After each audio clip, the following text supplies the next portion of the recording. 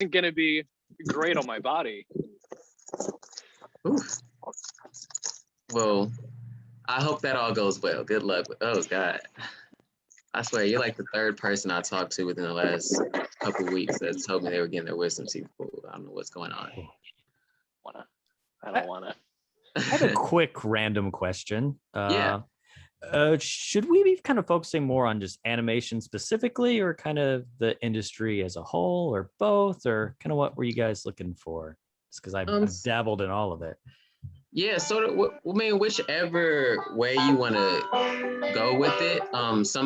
Most of these questions are mostly about stepping in the industry and what that's kind of is going to look like for students like me that's jumping out in May. So probably a little bit more on the industry side of things and how you just kind of got your footing. But Gotcha. As much as I can, I'm definitely interested in all the behind the scenes animation and whatnot. Okay, awesome. Yeah, I just want to be as informative as I can. Yeah, for sure. So, awesome. All right, Phil, I think we can go ahead and get started with the panel. All right, perfect. So how's everybody doing? I know I can't see everybody, but I hope y'all all doing well. My name is Philip Irving. I will be moderating the panel right now for jumping into the industry. So I'm sitting here with a stacked load of professionals that have done a lot of things in the industry right now and are doing a lot of good work. So I'm just gonna go ahead and run down the list and introduce everybody. So first off, we have Monica Butler, who has been involved in television, theater, and film production for the past 25 years, has 30 credits to her name, and is the current owner of her own production company called Butler Group. Next, we have Becca Stern. Becca produced,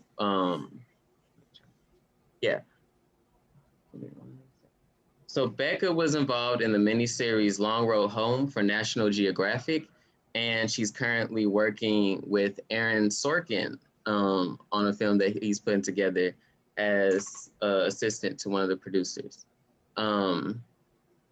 Next, we have Hunter Davis. Hunter is an actor and a writer known for Sunny Side Up, which recently came out in 2020. Bear Bears, which came out in 2018, and his work on Red Dead Redemption 2.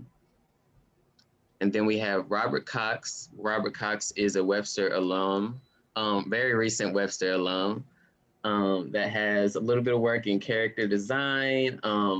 He spends part of your time video editing and is just fresh in the industry, has some cool things he can't necessarily talk about. So if he wants to bring that up, I'll let you go ahead and talk about that.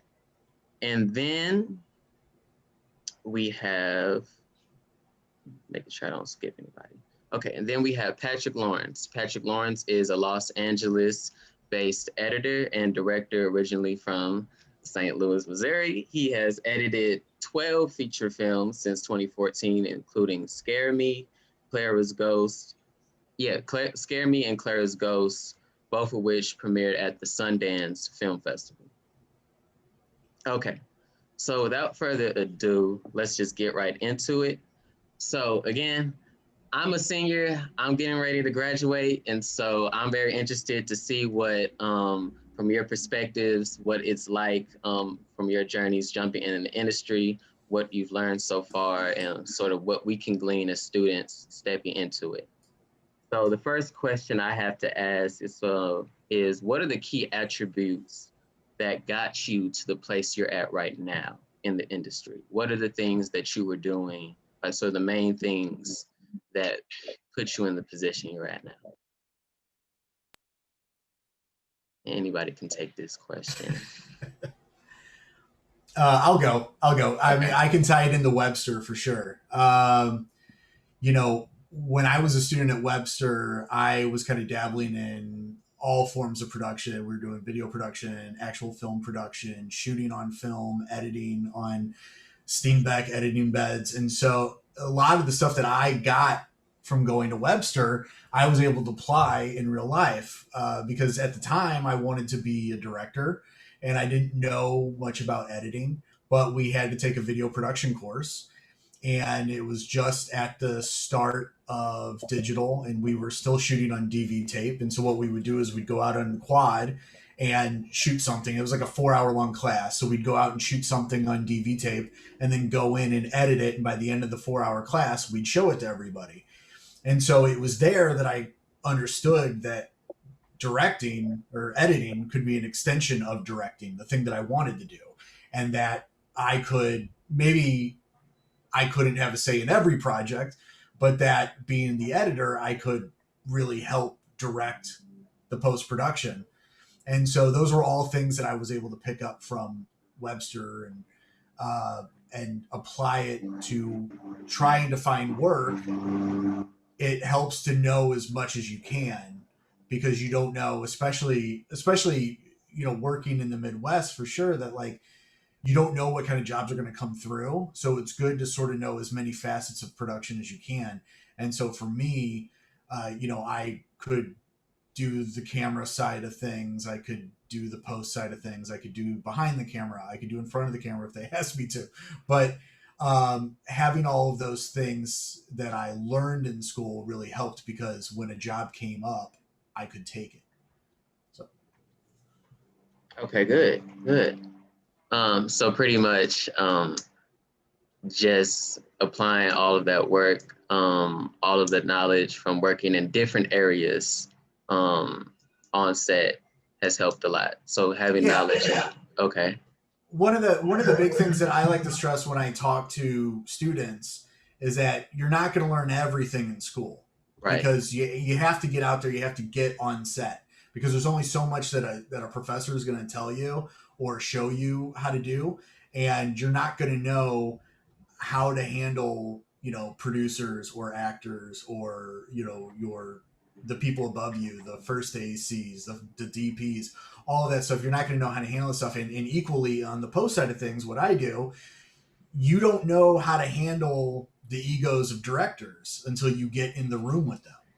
So that's a learning process because there's no way you walk into that and just say like, well, I know what I'm doing. I'm perfect at it, because every single director I've ever worked with is completely different.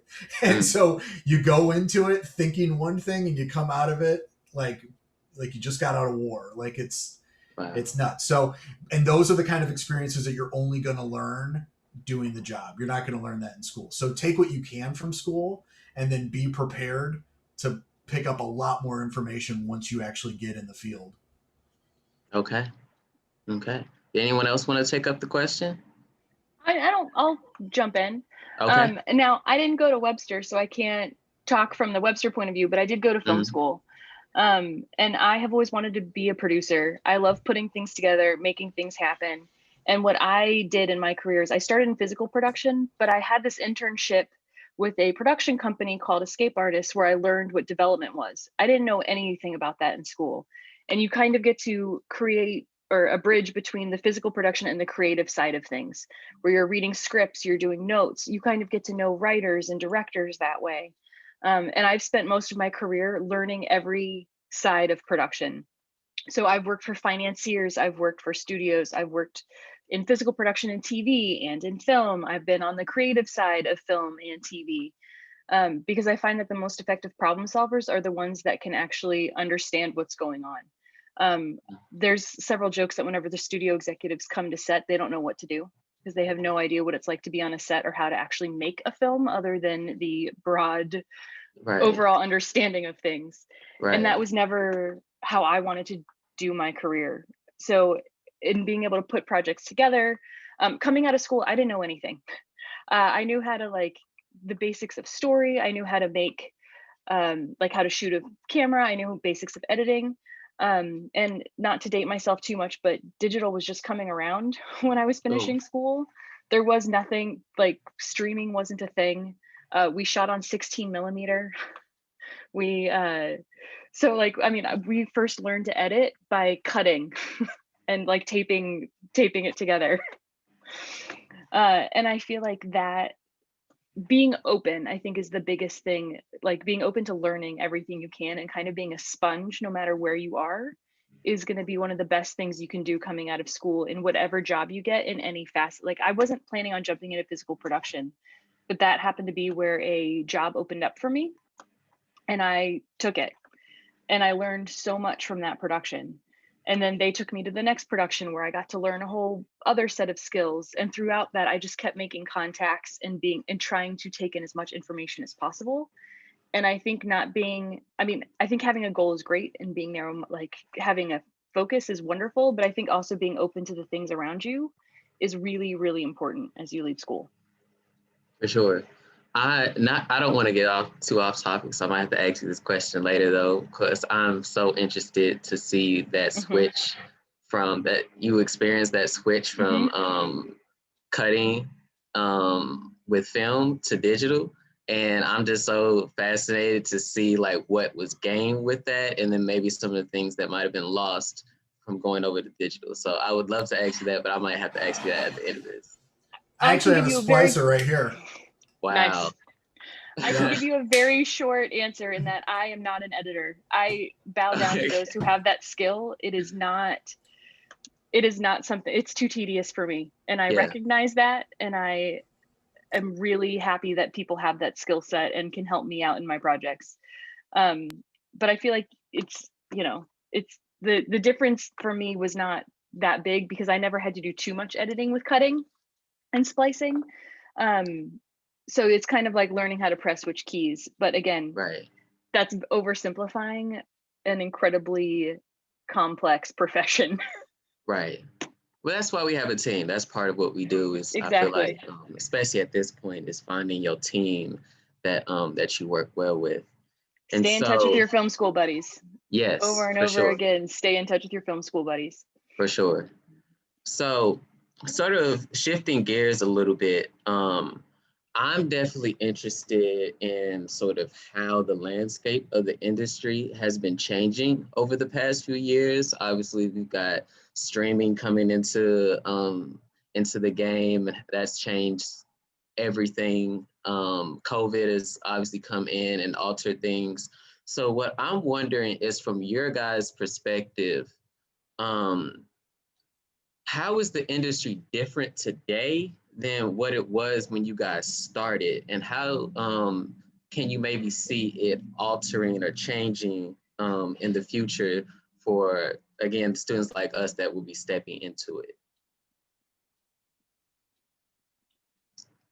Yes, I'll jump in. Just let everyone know. My name's Hunter. I was originally a theater student in Texas, and I moved to Los Angeles after graduating. So I kind of know the acting side of everything. But I've also, in doing acting, I've had to do producing and writing. And I think it's a very good question of how the industry has changed, because I think right now, specifically, the industry is still trying to figure out what it is now coming out of COVID. Everyone is just kind of like, all right, how much is it moving to from the theaters directly to streaming? And it's just changed so rapidly, so quickly. I moved to LA kind of at the birth of like YouTube and things slowly starting to go more online. And nowadays, well, I say nowadays, but really just only like a year ago, the big blockbuster movies would be your franchises, the things that have a very recognizable IP based on a comic book or a reboot or prequel, remake. Those would get all the big attention, and then everything else would kind of slowly over the years started going more and more to streaming. And TV became huge since I moved to LA. I think like Lost was big when I moved here, and that was one of the first big bingeable shows. And now a lot of shows are better than movies, like a good portion of the time. And I think you guys are in a great position, as probably terrible as it has been to have be in school during COVID. I think it's really going to prepare you for what is next. like all my auditions, sometimes I'd do it at home, or I'd go to a casting agency, or I'd go to my voiceover agent and I would record there and work with the director. That's all gone right now. It's all from Right. home. And I don't know how much of it's going to come back once things open, because I think everyone's realizing, wow, you know, it's a lot easier and cheaper if we Do this just over Zoom. do it over Zoom. Like last week I had to do a voiceover audition over Zoom in live because it was a motion capture. And that was the first motion capture audition for voiceover I did through Zoom. And that was kind of a whole Wow. new experience because I was like, well, let me set up, I'm going to be moving but I had to make sure the voice was all there. And I think that's just going to continue to go that direction. And Hollywood is really trying to figure out, what does all this mean? Like, just one last thing. Like, I think like Zack Snyder, he has a new movie coming out, Army of the Dead. Yeah. That's a big budget. That would be a summer blockbuster movie. It's going straight to Netflix next month. And you're going to see more and more of that. And things have always been changing, but they're changing faster than ever right now, I think, Yeah. at least. For sure. I may not be the most learned person to answer this question because I graduated in 2019. There is no difference between when I began in the industry and where I am now, because that's exactly the same period of time. But you know, graduating in 2019, I did start to navigate the industry in 2020 when all of that happened. And for me, what made that a little bit nicer for me was the fact that, you know, I could do everything from home. I graduated and I just started applying for any jobs I could find. This is important to note for any animators watching this. There is a spreadsheet, a Google spreadsheet online right now. If you search animation job spreadsheet, it will take you to a Google sheet where somebody every single day just posts every single animation job listing online. That's what I've been using every day since I graduated, almost. And LinkedIn has actually been very beneficial, making connections online. At first, I didn't quite know who to add. LinkedIn is kind of a different beast than other social media platforms, but eventually I just started adding industry professionals, because what's the worst that's going to happen? They're going to say no. And if they do, fine, then I don't have a connection. But I found that a lot of the time people do add you back. And if you're consistent in posting your content online, especially on LinkedIn, your stuff will be seen by everyone, as far as I can tell. It may take a few weeks, but what I've noticed is LinkedIn has a different algorithm where it pushes your content to different people. Maybe not the same day, it could be weeks or even months after you post it, but eventually it comes across their timeline. And that's how I've been able to make connections in these strange and unusual times. Wow. I can't imagine stepping into it when this popped off. Oh my goodness. So that's actually really great accomplishment that you've been able to do this so far. While the industry went through this, while the world went through this pandemic, and you've been able to find work and sort of get on your feet at this point. So that's good. That's good. Did anyone else want to tackle the question about the industry changing, or? Yeah, I'll say that when I came out to LA a few years after Hunter did, but when I landed out here, the industry was already shifting towards something very similar to like trying to capitalize off of YouTube. And as an editor, you know, I want to work on features. I want to work on TV shows. And some of the first big things that I got were they're basically like short content TV shows. And so the series that I do on Netflix called Bonding is actually a product of that. Like it started out as this sort of like 15-minute show where you could do 8 or 10 episodes and people can binge it in less than 2 hours.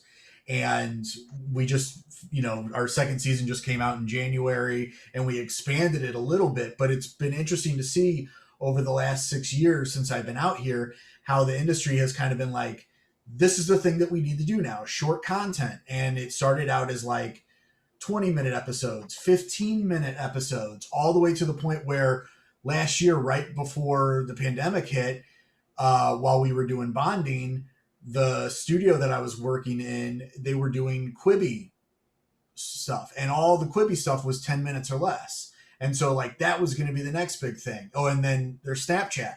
Snapchat has their own shows that are all like 5 minutes or something like that. Like, and then it didn't do good. so it's been interesting to see how where something like bonding has been like, let's start short, and then eventually like people are saying all over the internet are like, I want longer episodes. So it's been a bit of a roller coaster just in 6 years in content to see how things are getting greenlit and they're getting made. And now it's sort of going back to, like Hunter said, like TV is better than features. And you're seeing that now with what Disney Plus is doing, and they can do a 6 hour long Falcon and Winter Soldier movie as a TV show. And and also the fact that things are going from being binged to now going back to weekly, which gets the water cooler talk going. And I think from my perspective is a big deal, because when you're binging stuff, your brain doesn't have the time to process everything that you're taking in. So for instance, I could watch an entire season of Orange is the New Black over one weekend, and I have to wait a full calendar year for the next season and have no idea what happened in the season before. Whereas something like Game of Thrones, as it's coming out every single week and everybody's saying, what's the deal with the Raven, or what's this? And like, is this going to happen? Like, you spend a full 7 days speculating over what the next thing is going to be. And I think you just saw a lot of that with WandaVision, did the same thing, where people are speculating so much that they think something's going to happen that doesn't happen.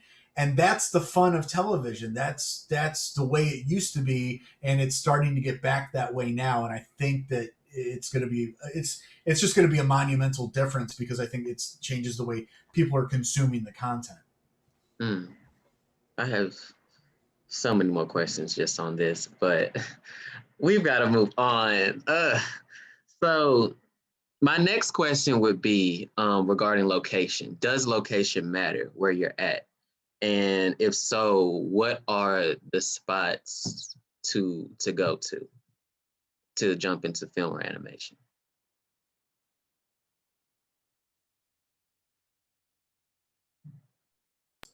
I don't mind speaking. I do think location matters depending on what you want to do.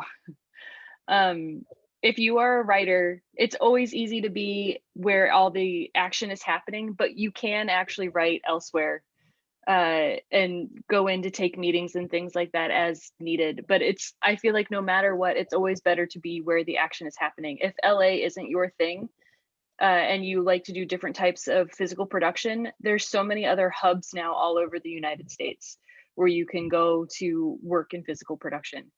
But if you are a post person or a development person, really where the action is happening is the best place to be. Mostly because you can't go too far. Like once you can actually congregate again safely, you can't go too far without bumping into someone about like meeting someone who can help you do this or help you do that or knows this person. And there's just the networking aspect of it that really is hard to do anywhere else. But the nice thing is that these things, you can make a full movie off it these days. You can get some little lenses that you can rent to put on to make your cameras even nicer. And if you and your buddies are out somewhere, you can make a movie anywhere, which is a really magical thing. It just really depends on what your goals are within the industry and what you hope to accomplish. I really feel like is like starting small, there's nothing wrong with starting small. There's plenty of people who have made small films out in the middle of nowhere who've gone on to have amazing, huge careers wherever they want. And as you get more established in your career, you can move wherever you want. But when you're starting out, I feel like being where the action is pretty paramount, just if nothing else for the connections and the people that you meet along the way. Yeah, for sure. Anyone else want to? Yeah, I'm one of those Okay. exciting ones. Again, Monica Butler here. And so I'm gonna jump back to like your very first question, then come on around to this. So Okay. for me, things started off early. As a child, I just was curious. My mom sang in gospel choirs for years, and they were doing a documentary film back in the early 80s of a gospel documentary. And when they brought all the jibs and the cameras and all this equipment in, I guess I was just excited as a child and I wanted to know more. So instead of paying attention to what was going on, I was just watching the cameras. So once I got more into it, and I went away to college in Louisiana, LSU and Southern University, I got into mass communications. I started off actually in radio, got my LCC license then, and kind of got pushed into television and created my own television music show back in the day when it was only a few of them on air. And so I came back to St. Louis. I did that show for a while. And then I started being pulled on the road in theater, working with Tyler Perry, working with different playwrights, and on the road in theater. So this industry, as she says, Becker, I think that's her name, going off with where the action is, so to speak. I was one of those type where I just jumped wherever it was happening at. So I got these calls to come and be on the road, and that was fun for me. I was on the road and I was doing things behind the scenes, in theater. So then while I'm in the airport on my layover, getting ready to come to St. Louis, another production company calls and say, hey, well, can you come to Detroit? So I come to Detroit and now I'm in Detroit working. So it became like a family, the people that I would meet and the people I would work with, from the PAs to the grill to the lighting. When you're working with people and you're with them for a length of time, get to know them and they want to work with you again. So they started calling and we started working on all these different sets. So then I got called to Louisiana. I had went to college down there, graduated, and was like shocked that they were calling me back to do a film. But when I got there, it was the tax credits were great. They were doing, I started working on Jurassic World, The Butler, John Wick films, just things of that sort, and was shocked that Louisiana was doing so many motion pictures there. So I opened up my own production company there in Louisiana because I'm always for the underdog. People that want to get involved in film, I'm like, I want to help them create this opportunity, help them get some training and put them on the set. When you have a good personality, usually people kind of call you again. You start off as a PA and you start doing things, getting coffee or whatever the case. You just seem to get called back a lot. So it kind of started off like that for me. So now as things have changed, as she said, locations is important depending on what you're trying to do. I work with John Snyder. He was what was he? Bo Duke and the Dukes of Hazards. I didn't know who Bo Duke was. They called me and said, hey, we got a location. John Snyder just bought over 60 acres of land in Louisiana, and we were doing this little horror film, and we needed some woods to run through. And I was like, okay, well, we're going to John Snyder's land. I get on his land and we're working. And again, it's just getting to know people. And again, like I said, I didn't know who John Snyder was, but found out he was a wonderful country singer. He's a wonderful actor, and he wanted to get into doing his own films. So once he started doing his own projects, I ended up managing and working with that. So as times have changed and now COVID has happened, the opportunity is great, especially for African Americans. I could say that things are really opening up. And I'm finding myself not just working with other people and other people's projects, but creating my own lane. And so in creating my own lane, I got my own land. I'm building sound stages, and I can't wait for Missouri to pass the film tax credits here. So I'm just doing things in hopes that things just continue to turn and change and, bring more people together in this industry. So for me, coming back to St. Louis was hard because it's not LA, it's not Louisiana, and I had to come back for family. But at the same time, I joined the local union. So I joined just like a laborer, and then found out I was in the wrong union. So then I joined the film mechanics. And so just being a part of people that are doing what you do helps you to advance.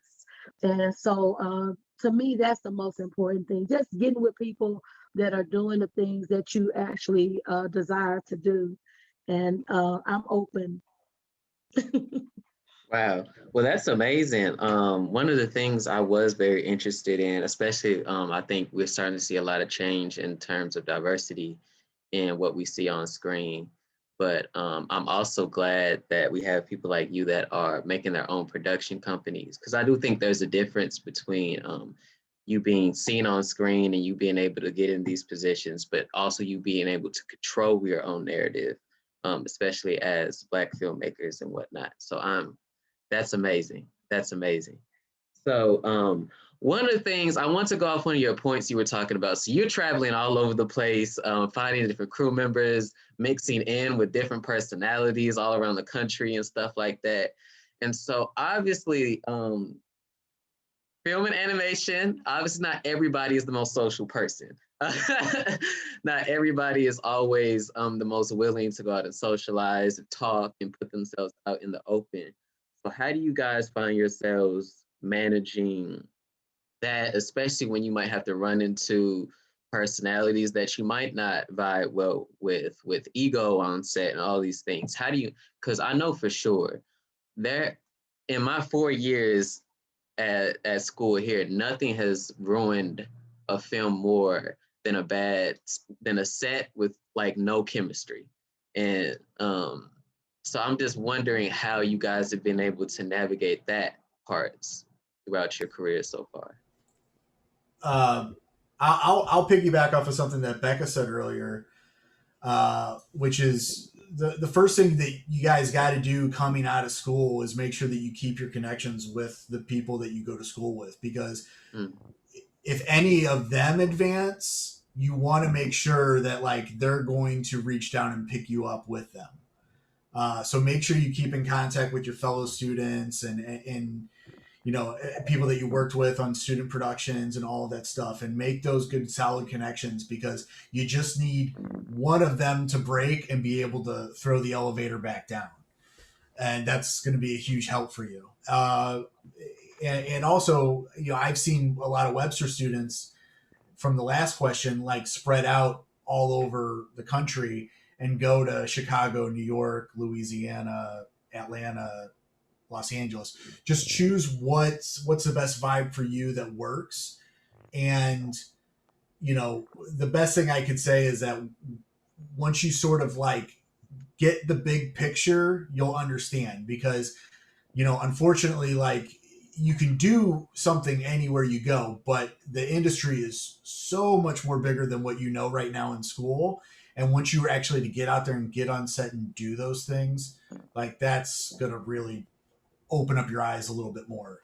And I already forgot what the question was. I'm sorry, I got off on too much of a tangent. No, you're good. Networking. Yeah. Yes, because especially the reason I wanted to jump in was because from editing, post-production, we are very sort of introverted folks, Right. And we spend a lot of our time like, without the lights on or in a closet. And, I've had jobs where they just basically like, here's your bay. And then you go in and it's windowless and people don't even come and check on you and they don't even know you're there. So it is really hard to like reach out and get to know people. But that's why I say that, like, make your connections in class and stay connected with people, because that's how you're going to be able to get the jobs and go out and especially when you move out to a city that you're not from, and nobody knows you, so nobody's looking for you. That's the big thing to remember, is that when you get out here, or New York or Atlanta, nobody knows who you are, and they're not looking for you. So you have to be prepared to pound the pavement, make the calls, send the emails, remind people that you're alive, especially during COVID. And I mean, even for me, like, this past year has been a complete shock to the system for me. I was coming off of my third Sundance, and I was turning down work left and right. I was in the middle of a Netflix show, and the pandemic hit, and no work was coming my way for months. And it's just now getting to the point where, like, people are working again, especially here in LA. Like, there's a lot of productions that are starting to get back up and running, and people are vaccinated, and we're starting to turn the corner. But what I've learned 6 years into living out here is that even the connections that I've made were not strong enough to get me by during the pandemic, because as soon as it hit, people weren't knocking on my door anymore. So do what you can, get yourselves out there, make connections. Don't be afraid to take a free job if you can afford to do it, but make sure that you make your intentions known.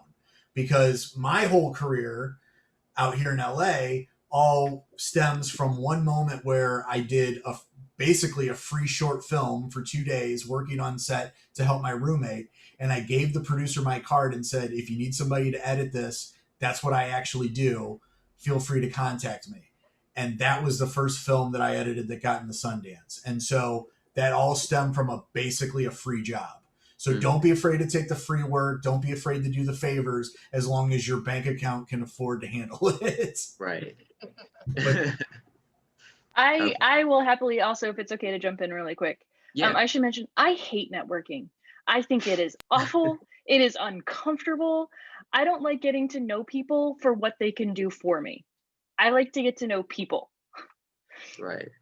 It's really uncomfortable. I will say the nice thing in LA is that everyone is doing it. So, like, everyone is uncomfortable, and it is just kind of awkward. But what I try to do is make targeted connections. So, like, I joined like a women in film group, and like other like smaller groups that I found online. So it made it like, so you would go to an event where everyone was networking. That was the purpose of it. And it felt like, it didn't feel like, hey, what can you do for me today? You were just kind of getting to know people. And I did it like little bits at a time. And that really helped kind of broaden my network. I've worked with many of those people over and over to this day. And some people are like, hey, yeah, you like, yeah, no, I recognize that you are just someone who's a good talker and not actually good at what you do. I think the more of those events you go to, it's better. I will say, you mentioned, Phil, something about being able to work, like, one bad person can ruin a project. Right. I started my career with a reputation of being able to work for very difficult people, very big egos, very big things. And unfortunately, it's going to happen. You're going to come across it. There's always bad people. The nice thing is that projects are short. This is not a forever, like, it's not a forever job. And you just sometimes have to just get through it and do what you can to get you. It's just going to happen. That old saying is, it's who you know in Hollywood. That's true. There's a reason people can consistently work together, because the hours are long. You're in a very close quarters. And so when you get that core group of people that you know and love and can work really well together, they tend to stay together as much as possible. But sometimes that takes some trial and error. It just does. But I feel like the more that you can do, if you are, like, again, more of like an introverted person, or like, generally you tend to go towards those careers that are slightly more introverted if you're an introverted person, versus having to be like the person who's selling in the room, because not everyone's an agent. You just, like, you kind of, like, if you can find those smaller groups of people where you can just, like, even if it's not a networking event, but it's like, hey, this group of people who all love this type of film, we're going to go bowling, or we're going to go on a beach or a hike or something like that, just to get to know them as people. It really helps take some of the pressure off also, and not what they can do for you. It kind of, like, changing that shift in your brain of this isn't networking, I'm just getting to know people in LA, it really does help. At least it did for me as someone who really hates networking. Yeah. So, Okay. and just keep staying in touch with those people that you just jived with, even if there isn't anything, like it's an entertainment attorney and you have no need for an entertainment attorney right now. They're just a cool person and it's great that they have this job. You never know where connections can happen later. Okay. So I have one more question before we go to the live. We answer some of these live questions coming in. I have something on here, but I kind of want to alter it a little bit because I was just, well, no, I'll stick to the cards. I'll stick to the cards because that might take us somewhere, and I'm trying to keep us on track. So, just as a last final thing before we go into the Q&A, what is the most important thing to keep in mind for, again, students like me graduating and stepping into the industry? I would say keep a positive attitude and have a personality. You know, I mean, because again, like Becca just got to saying, and I was trying to say earlier as well, this industry is like who you know. You know, I mean, I'm listening to Becca talking like I'm gonna call her. You know, you look for people that you want to work with again. Right. You know, so yeah, keep a positive attitude and don't mind doing nothing. Just about 8 years ago, I had a young lady and I didn't have anybody to make a Sam's run. She said, I'll do it, I'll do it. She ran, did a Sam's run. When she came back, she set up everything so very neatly and in order and took it out and lined everything up. It was just awesome. I called her again. Then I called her again. Now I don't even have to call her. She getting jobs in craft services and catering. She just doing it, you know. I mean, but that's how she started out. Just volunteering just to go get a Sam's order. You know, so you know. Okay. I'll jump in again. I would say the biggest thing for me is to not be afraid to forge your own path. Like, you know, I kind of came out here with the mentality of like, well, I just need to like work hard and meet people and go to the auditions and I'll go to a lot. And then, you know, no matter how long it takes, I'll book the job and, you know, I'll stay on that path. But as the industry continued to change and evolve, I was like, I can't wait for that phone to ring. I've got to kind of figure out what I can do to kind of forge that path and create. And that could be for whatever, whether you're a writer, you're a producer, whether you make YouTube videos, like do your own thing, put your own content out there. And if you're like, well, I don't really make content, you're going to meet people that do. And like Patrick, like he's an editor. He met this group of people and then they go off to Sundance. So no one's going to come looking for you. You've got to really make sure you are continually doing your own stuff. To put it in practical terms, I came out here and was really just trying to do the standard acting thing. I had my acting resume on all the websites and I was submitting and everything. Then I started doing YouTube videos and kind of did, and I'm not saying this will happen for everyone, of course, but I kind of started doing impressions and just kind of funny stuff on YouTube. And I got the attention of a voiceover agency. Wow. Whereas me going around to a voiceover agency and being like, hey, look at me, they wouldn't pay any attention. But me doing something and them seeing it, they're like, hey, you're doing something here. Come on board. And I've been with them for years now. And that sort of inadvertently forged a voiceover path, which is something I was always interested in, but that wasn't my primary focus. And now I've been doing it for years now, and it's great. And I continue to do stuff beyond voiceover, but that was kind of a wake-up call of like, I'm getting more success doing my own thing than playing the game or following the rules how it's supposed to be done, because there's no rules. Right. And you think go ahead. Yeah. No, I was just I wasn't gonna ask it, but you made the perfect segue. This is just a big question to me. It's like, how do you kind of maintain your identity, your personal identity, as a creative, as an artist, or at whatever you want to do in your career, while sort of at the same time trying to fit into the standards of the industry? Like, how do you balance those two things? Well, I'll just answer, and I'm sure someone else will join in too. It's not always the easiest. I personally turned down a few things because I felt like it wasn't really me, and I probably lost a few opportunities because of that. Because I started doing stuff on YouTube, so I had other comedy YouTube channels saying like, "Hey, let's collaborate," and I was like, "Well, I don't think we really fit," and I kind of I passed on a few things, and it wasn't out of like ego or anything. It was just out of like, I don't know if we kind of meshed. Like, this isn't really what I want to do. So you really have to find that balance between kind of letting go of your artistic integrity to get the work and meet people and not lose opportunities. But you, like you said, you also don't want to lose yourself. Right. And that's why you get the big name actors. They'll go and do their tentpole film, and then, well, like say like an Adam Driver, Scarlett Johansson, right, they're doing Star Wars and Marvel, and then we're going to do Marriage Story.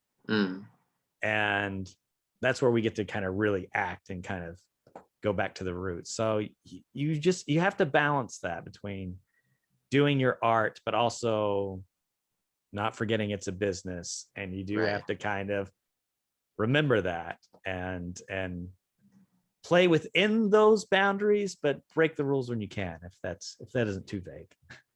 No, not at all. Not at all.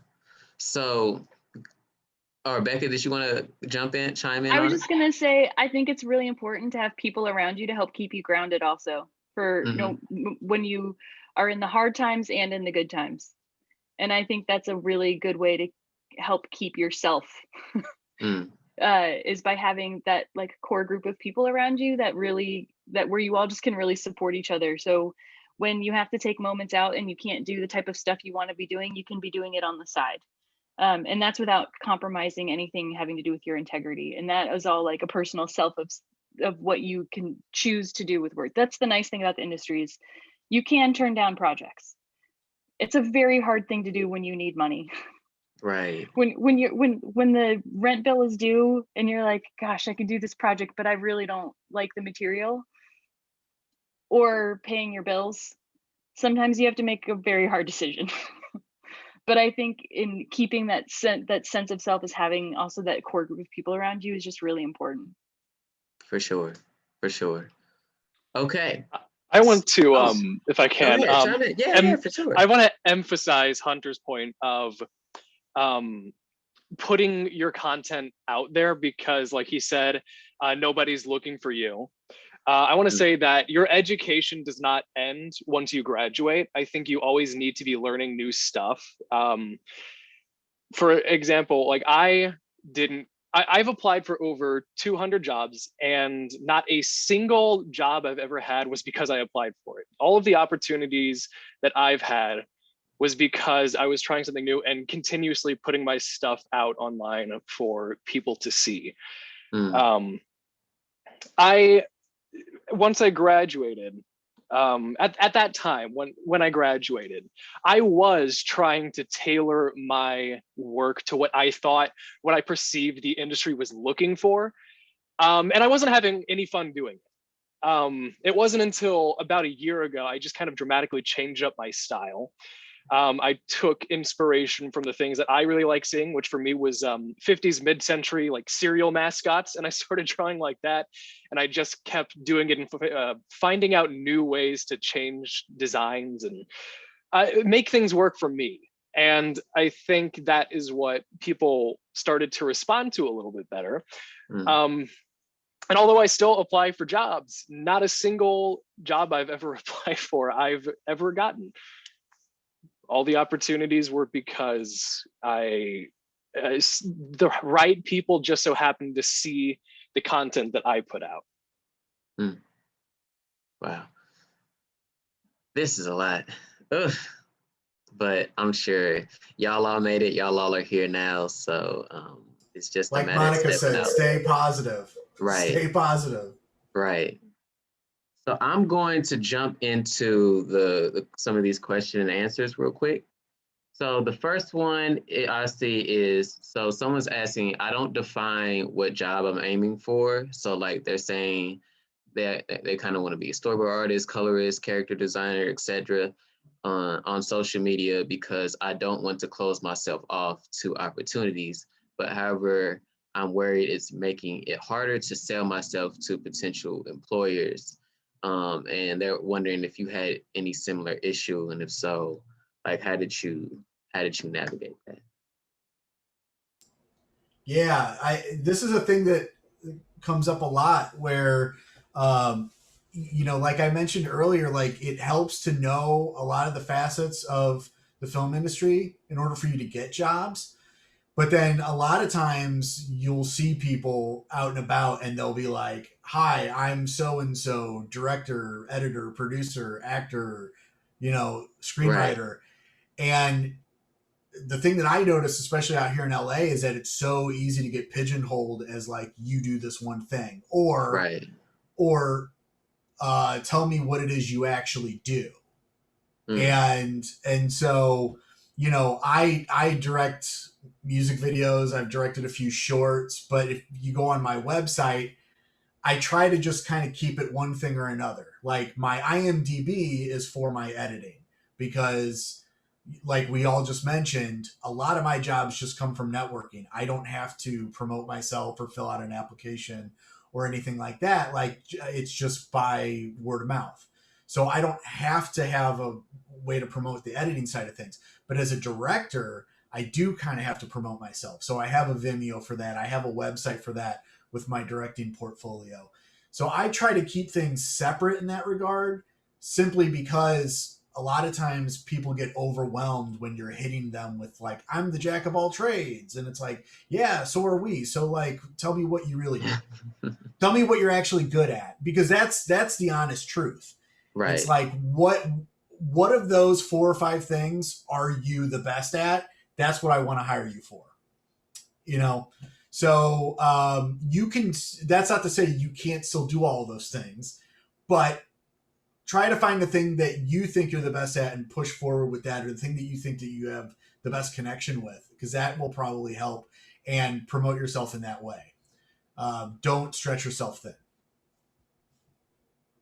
Yeah, I'll piggyback off of what Patrick said. I think I'm trying to figure out the best way to say this, but I think people in the industry have a very limited kind of point of view when it comes to getting to know who you are.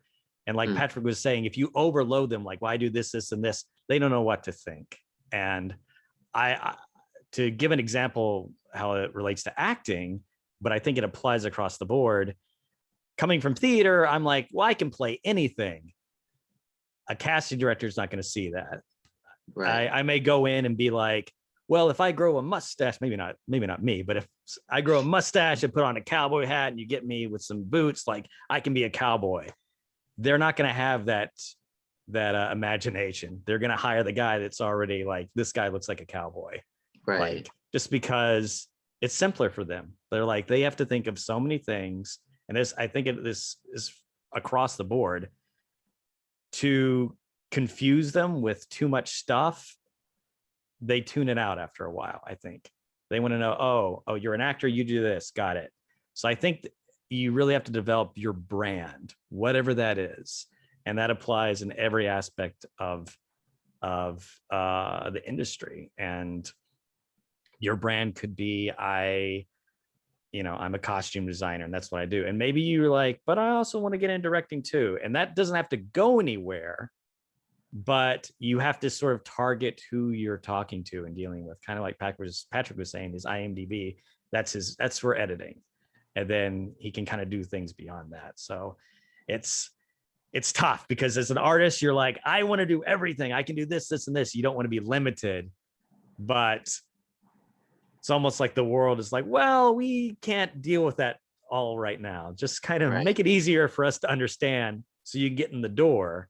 And then once you're in the door, you're like, I can also do this. And I can be a cowboy. I'll grow a mustache. And they're like, well, you've done 7 other things. Sure, we'll see. We'll let you grow a mustache now.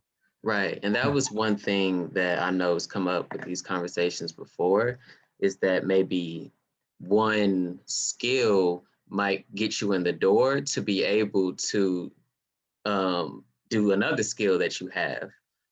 That's something else I've heard come up in these types of conversations. So, I think you have to make your intentions known, though. That's the thing. okay. Because if you get in the door as a PA, you're only ever going to be hired as a PA. Right. But if you make it known that, like, I actually want to shadow you as a producer. Like if I was talking to Monica and I'd say, like, Monica, I want to shadow you as a producer. Like, you know, the producers wouldn't know that unless you tell them. If you're Mhm. if you want to be a cinematographer and you get your foot in the door as a second AC, then you need to let the camera team know that, like, oh yeah, you know, I've done some camera work too. That might get you the ability to move up the first AC. But a lot of times, like, whatever it is, if you do like visual effects work, that's happened to me. Like I've done visual effects, like simple After Effects stuff for a company, and they'll never call me to edit. They only call me to do some simple After Effects stuff. And I'm like, hey, I actually kind of have a pretty extensive editing portfolio if you're interested in that, or a resume. And they're, well, can you actually do this graphic for us? Like, they just pigeonhole you. So it's good to make it known that, like, these are the things I actually do, you know? For sure. Okay. So moving on, we've got another question. Which is more important, making connections or your demo reel? I can actually share a quick piece of advice that I learned from a class I took with Tony Bancroft, who animators or anyone really, I guess, may recognize as um, him and his brother do a lot of Disney animation. I think Tony, directed Mulan. He was the lead character as character animator on characters like Pumbaa and Cusco from Emperor's New Groove. I took a class with him, and he imparted this piece of advice onto all of us. There are three important things to getting a job in the animation industry, and in order of most important to least important, although they're all still very important. One is living in LA. Two is knowing people in the industry. And three is having talent. I can't validate that, obviously, but that is what I've been told. Mm-hmm. Okay, perfect then. Perfect. Anyone else want to hop on that question? Well, one of the things I would suggest is knowing your surroundings. You know, you have to kind of feel the atmosphere. You know, if you get an opportunity and you're on a set and you're brought in as a PA or whatever the case, kind of feel the atmosphere. You know, I had a young man that every time I moved, he was behind me with a cell phone. This is what I do. This is what I do. This is what I do. And I was like, God, Jesus, you know, my nerves, you know, I mean, please, you know, I understand, I hear you, but we busy. You know, so just Right. know when the right time is to say whatever. And then I had another young lady who just kind of whispered during lunch and said, you know, I think I want to be a scripting. You know, I said, you want to be a scripting? You know, so opportunity came up and our script supervisor needed somebody to just help make a lot of copies for her. I put her there.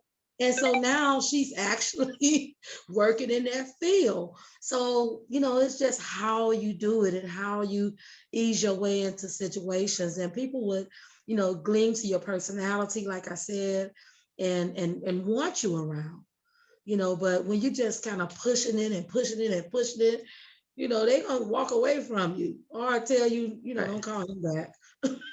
So know how to read the room. Yeah, read the Pretty room. much. Read it. Okay. Okay. So I've got another good question here. What role has film festivals played in your life so far? How do you get the most out of them? I would love to respond to this one, if that's okay. My little film, Wild Honey, that I produced, We haven't had the pleasure of going. I haven't had the pleasure of going to Sundance like Patrick. But My Little Film Wild Honey, we worked really hard on this little film. We got a lot of like big character actors who just wanted to do different types of roles to come in and do this little film for us. We ended up getting our world premiere at Austin Film Festival. And then from there, we got distribution with Freestyle Digital Media. We ended up on satellite and cable, as well as like all of the VODs. And we're now just kind of like on an AVOD going through. But I feel like had we not had that opportunity of going through all the festivals and doing, I think we ended up in the end, we only went to like 13 or 15 festivals. I can't remember what our final count was, to be honest. But by doing that, we were able to get distribution. From that, my director was able to get more work as an actual director from people seeing his material. And we played we were like the top of the second tier festivals, I would say. Like we didn't get into Tribeca or Sundance or any of those, but we like having a consistent experience was great. We got to know all of the programmers. We have open invitations to submit to all festivals whenever we want, be it like as excuse me, for the festivals that we played in as like legacies. And it just was great for meeting other filmmakers. I found like as a producer, I found writers at different festivals who wrote different projects, whose projects I've been able to read and keep in touch with as writers for potential in the future. I think that film festivals are a really amazing way to find new talent and to just get your work out there for people to see. Yeah, the thing about film festivals is in a lot of ways you guys got to think about it like it's a gamble, because you're going to be shelling out a lot of money to however many film festivals you want to submit to, and more likely than not they're not going to get in. So the other thing you got to realize is that we actually have the means in 2021 to self-distribute in a way that all generations have not been able to do. So just like what's going on right now with crypto and the stocks, like you guys have to think about it the same way. That film festivals, everything that Becca said is completely true. That like they are great networking events. They can make or break your career. But, you know, depending on which ones you get into, they might also just do nothing for your career. And then you've got a poster with a bunch of laurels on it, and that almost looks tackier than having none. So it's a really tricky game, and a lot of it is political, especially when you get into the top tier stuff like Sundance. Like I don't care what your feature film is, if it doesn't have a name that's going to be on the red carpet at the premiere, it's probably not getting in. Like it's got to be, especially on shorts, right? Like the number that I was hit with the first Sundance that I was in was something like 60,000 shorts submitted. 12 of them were from the US. 2 of them I edited. Like that's how crazy the numbers were. Wow. That like that many people are submitting and not getting in. Now they're all getting watched. I've been assured several times that they're all being watched. But you got to make sure that it's like that you're putting money into your talent, that you're putting focus on your story. I mean, it's got to be the best of the best to have a chance in film festivals like that. So what that means is if you've got $500 to spend on film festivals, you know, you could take a chance, but I would maybe look at your options as to like, what are some of the mid-tier stuff? What are some of the genre-specific film festivals? Where are festivals that I could travel to and make the connections, like Becca said? Like those are all really important. But I would, you know, if you've got something that like barely gets into the St. Louis Filmmakers Showcase, maybe don't spend a ton of money submitting it to Tribeca and Sundance and South by Southwest. Like spend your money elsewhere, or take that money and make your next movie, because that's the most important thing, is your next movie. That's where you get growth. Like keep making, keep developing, keep making art. Don't solely focus on this one little nugget you make. Right. If I could piggyback again off of what Patrick said, sorry. So we had contact at South by Southwest. So we decided to submit Wild Honey to South by Southwest. The letter that we received from them was, if you had any marketable stars who passed the sidewalk test, we would have programmed you. Oh, wow. Yeah. They loved our story and said if we had more money. Wow. Yeah. I have that in writing. Just straight up. So piggybacking on what Patrick and Becca is saying, I submitted to BFI London Film Festival and got in, but it was all about networking and politics. Networking and politics. You know, our opportunities are great for you all right now. You know, you have ways to put things out there that, as Patrick said, we never had before, you know. So it's about politics and networking. Yeah. Say they ain't have enough money. Yeah. So. Yeah, there are a lot of websites now as alternatives to film festivals, like No Budge, No Budge 2, Short of the Week. There are a lot of, and their Vimeo staff pick, which is just as tough as getting into Sundance. But like, there are a lot of options out there to get your films shown and in a way distributed digitally. So don't make film festivals the be all end all. Great, because I'm actually wrapping up a short right now that I've been working on. Short, it's kind of on the longer side. It's coming on 40 minutes. And so that's one of the things too I'm thinking about is like, okay, how am I going to now put this out and distribute it? And I'm thinking about, do I want to spend the money on festivals, or would I rather focus more on putting it at different social media outlets and seeing how it plays? So I'm glad you all gave those honest answers about that, because I think that's really something that a lot of students struggle with figuring out, is these film festivals, because they're not cheap. And like you said, I mean, straight up politics. So thank you for those answers. And the last one here from my part, I'm sorry, but you have to use what's in your hands. So basically, Webster is an awesome place for you to be and doing what you all are doing. This is a connecting network right here. You have people right here that you can now reach out to. Look at the opportunity that you have of people who have experience that you could say, hey, I would like to do this, or I would like to do that, and how they can help you along the way as well. You know, use what's in your hand. You got access to something, go after it. For sure. So we've got about time for one more question. This one says, I know you said be positive, but what if you hit that burnout stage? What did you guys do for those moments? Pray.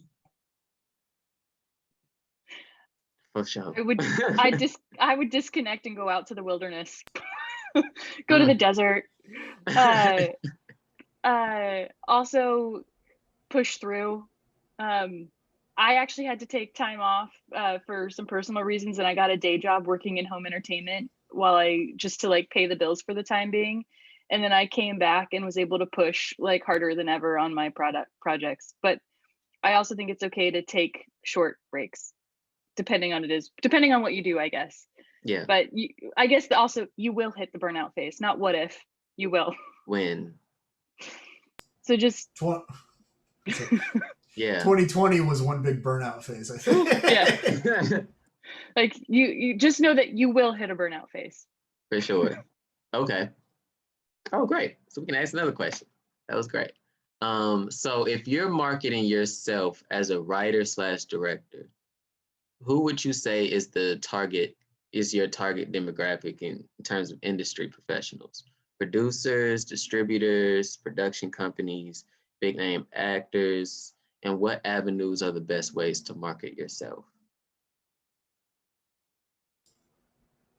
I think the easy question or the easy answer would be producers. I think. I mean, that's you know, if you're a writer and a director, obviously you got to be able to back it up.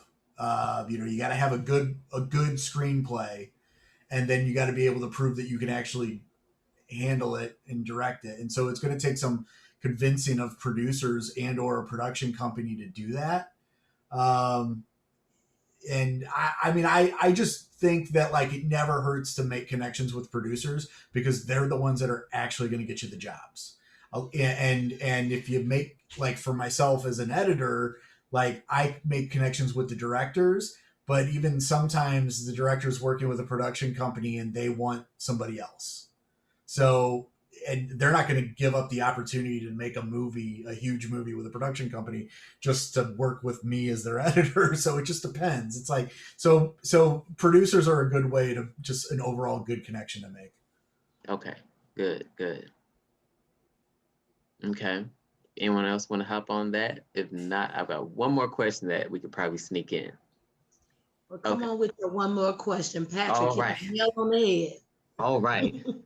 When it comes to going where the action is, with industry changing slowly but surely, where is the action now? We hear about Atlanta, LA, New York City. Where are the big areas for different parts of the industry? I'll just speak real quickly. I think LA and New York are always going to be the big hubs. Atlanta is obviously amazing right now. And that's because of tax write-offs and everything. And that could still be the case 10 years from now. It could not. Was it someone just backed out of a production in Atlanta because of all the politics going on. Will Smith. Yeah, exactly. Yeah. So you never know what's going to change with these other hubs. With that said, there's always going to be these main pockets, and that's always a good place to get your start. If you're like, I'm not ready for New York or LA yet, well, maybe Chicago, maybe Austin, maybe Atlanta, maybe like when I remember Shreveport was really big, like 15 years ago, and now you don't hear about Shreveport, so you have to be prepared to if it's not New York, LA, it may change. Probably Atlanta's not because it's become such a huge thing, but and I have a buddy that he has family in Atlanta and he's an actor, and he basically is telling productions that he's an actor in Atlanta and he's had to fly there just for auditions. And so he's playing both sides, but at the end of the day, he's going to come back to LA. So those two aren't going anywhere, at least right now. So you kind of have to keep that in mind, but also go where it works for you. If you're going to hate LA, then maybe you're not ready for that yet, or maybe you never will be. Right. Go to Austin, man. Austin is a great place to start out. There's a lot that's happening there. There's a lot of physical production that happens there. There's music scene there. There's a lot of great stuff happening in Austin. I feel like it's almost like a good gateway to one of the bigger cities. Okay, for sure. Austin. Let me write that down. I've got a real quick answer for animators specifically. LA is obviously probably the biggest hub for it, but Vancouver also really big, and oddly enough, Ireland, Kilkenny, and Dublin. There's a lot of jobs there as well. However, the United States is the only one with an animation union. So, okay. All right. And starting off, like everybody said, create your own lane. The excitement and the happening is where you are, the worldwide internet. Put yourself out there to get connected. And then when you get connected, then you go there. If Austin can deal with you, or you could get something in Austin for a few months, go to Austin, go to Louisiana, go to LA, try to get on. But start right where you are. Yes. And make some connections with people that are in your area that can help you get connected. And once you get connected, again, this whole industry is about who you know. On that note, that was couldn't have been wrapped up more perfectly. That was great, y'all. We're right up on 2:45, so I've been told I gotta cut it off here.